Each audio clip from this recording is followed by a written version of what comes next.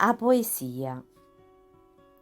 Anime belle, a voi che piace la poesia, tenimmoci a stretto sti momenti mentre leggiamo storie di tanta gente.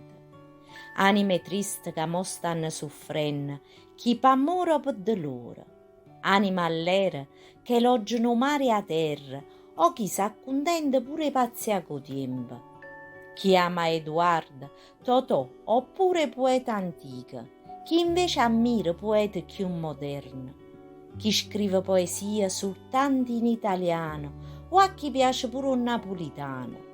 Noi siamo uguali, non c'è sta differenza, noi parliamo amore in ogni senso, perché questa è la poesia, è fatta di sentimenti, che ce leviamo a piedi e serviamo a tutta la gente, a chi vuol sentire o solo per sbagliare, a chi è innamorata e vuole fare una serenata, a chi tiene un amore che è fernuto, a chi ha cominciato una nuova avventura, a chi ha perso una persona cara, a chi soffre per sta vita.